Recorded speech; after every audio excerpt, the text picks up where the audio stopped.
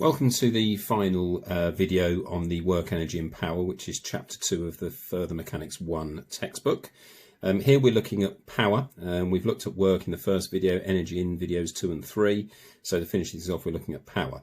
Now the equation for power, as you can see here, is force times velocity. But it's worth noting that the force F responds to the actual driving force. So for example, if you're looking at a car, the force provided by the engine to drive the car forward. It's not the resultant force, as you can see here. So when you see F equals ma, Newton's equation of motion, that refers to the resultant force in the direction of motion. So just be aware of that. That's the most common mistake I see students make. And then obviously V is the speed again. So the first example is a very simple one. In example 14, you're told that V equals 8 meters per second, and the truck is being pulled up a slope at a constant speed with a force of magnitude 2,000 newtons. So simply here, find the power developed in kilowatts.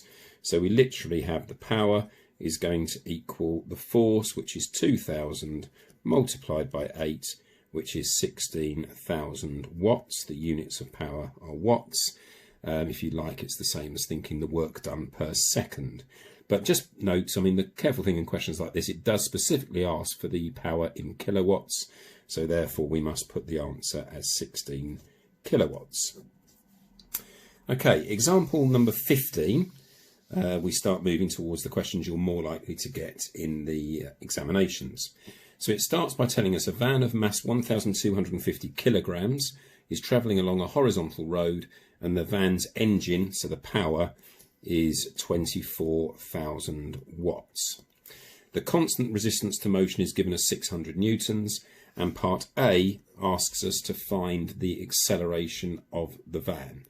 Well, first of all, obviously, we need to find the driving force before we can find the acceleration.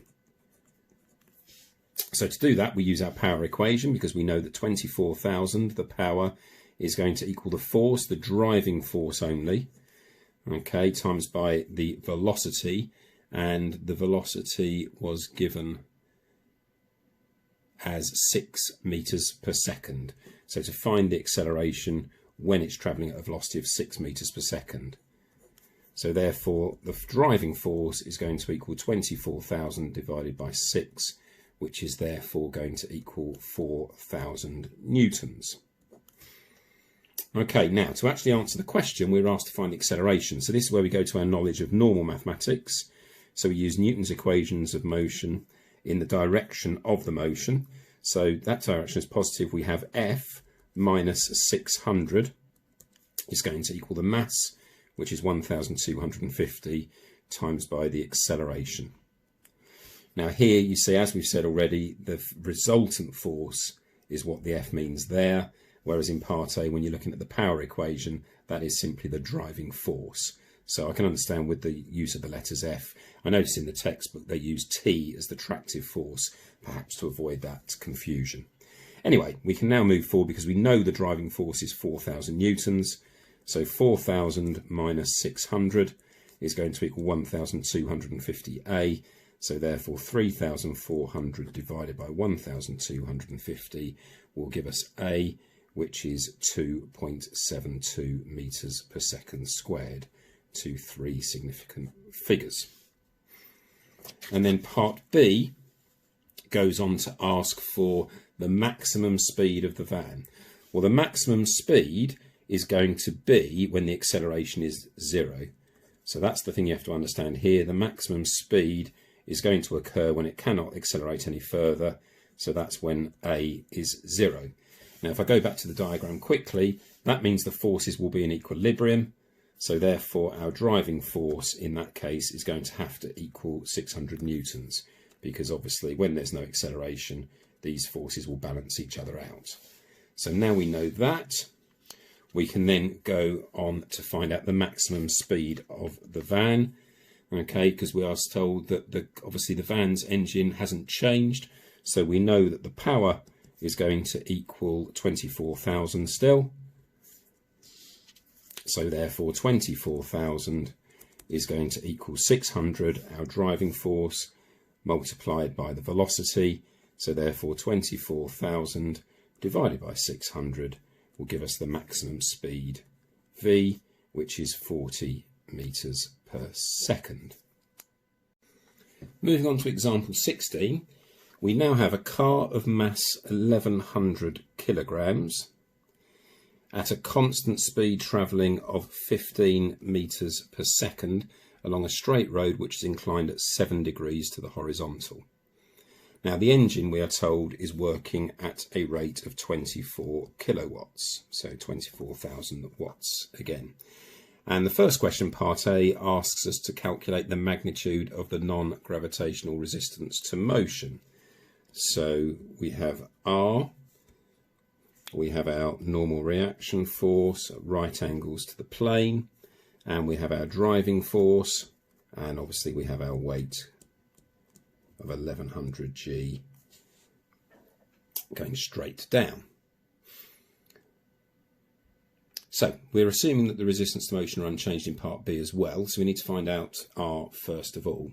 So we can start off by finding out that 24,000, using our power equation, is going to equal our driving force times by V. So we have 24,000 divided by 15 is going to equal our driving force, which is 1600 newtons. Now, because the van, or the car in this case, we are told is travelling at a constant speed, therefore again we know that A is going to equal 0, which again means that the forces will be in equilibrium. So if we resolve in the direction of motion, that will tell us that F is going to equal R, but don't forget the component of the weight in that direction, which is 1100 G sine 7 degrees. So F is going to equal R plus 1100 G sine 7 degrees. So therefore we know that F is 1600 newtons. So take away 1100 G sine 7 degrees. That's going to give us R, and therefore we have the answer that R is going to equal 286 newtons to 3 significant figures.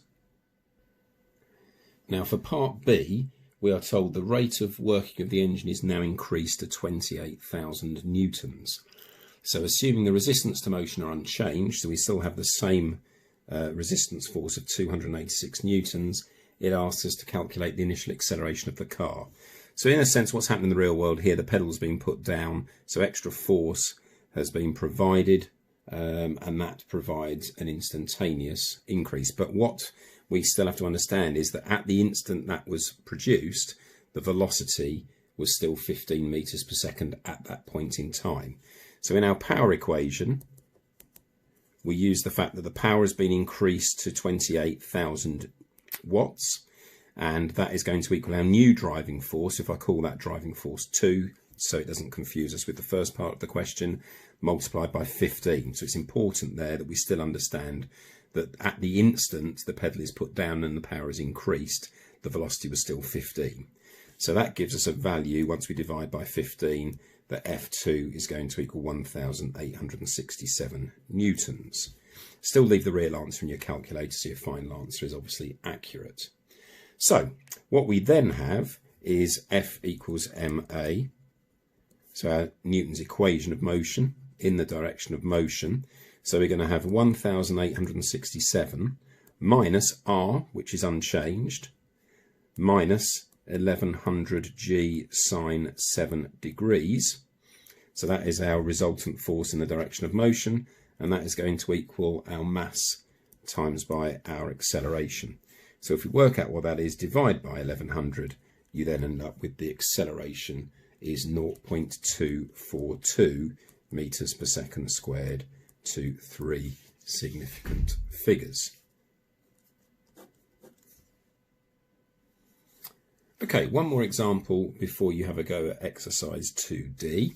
So example number 7, it's just using a little bit of algebra. I wouldn't say it's horribly confusing, the question, but we'll have a look at it. So this time we have a car of mass 2,600 kilograms is travelling in a straight line. At the instant when the speed of the car is v, the total resistances to motion are modelled as a variable force of magnitude 800 plus v V squared. So when V equals 18, that means our resistance to motion is going to be 800 plus 5 lots of 18 squared, which is going to give us a value of 2,420 newtons. And because it's travelling at a constant speed, then obviously if that's the resistance to motion, as we've said before, if I just do a very quick diagram, not that we need the kilograms here, but if we have our driving force, 1 we'll call it again, we now know the resistances to motion are 2,420, and because it's a constant speed, the acceleration is 0. So by finding R to be 2,420, therefore we know that F1 must also equal 2,420 newtons. So the question was to find the power generated by the engine. So the power is going to equal 2,420 multiplied by 18, which gives us a value of 43,600 watts to 3 significant figures. Now, just a bit of common sense, I suppose. If it's travelling up the road, so going uphill, then we would expect, obviously, if it's still travelling at a constant speed of 18 meters per second, then we'd expect the power to be higher. So it's always good to think about the physics of what's happening here as well. So if we get a lower answer, then at least that would perhaps highlight a bit of a red flag that something's gone wrong. So now we're going uphill. So we have our car there, the driving force, which we'll call F2, because it's going to be different from part A. And the resistance to motion, however, will still be unchanged, of course, because the velocity is still 18 meters per second. So we don't have to put the 18 into that equation again. We know that's going to be 2,420 newtons. However, the mass of the car is 2,600 kilograms. So we have a weight of 2,600 G with our 4 degrees tucked in there.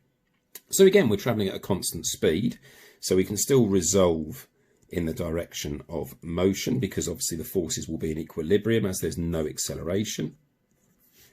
So therefore, in this case, we've got F2 is going to equal 2,420 plus the component of the weight in the direction of motion, or opposing the direction of motion. So that's going to be 2,600 lots of G multiplied by the sine of 4 degrees. Now that is going to give us a driving force this time of 4,197. So therefore the power generated by the car in this case is going to be 4,197 as our force multiplied by our speed again, which is 18. And it's good to see that the power has increased as we were expecting. So we have an answer of 75,600 watts to 3 significant figures. So I hope that's gone through power for you.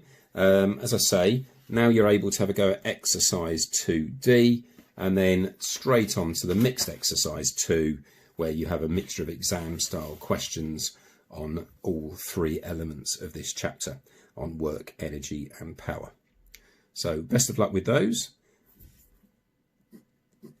and we'll see you again soon.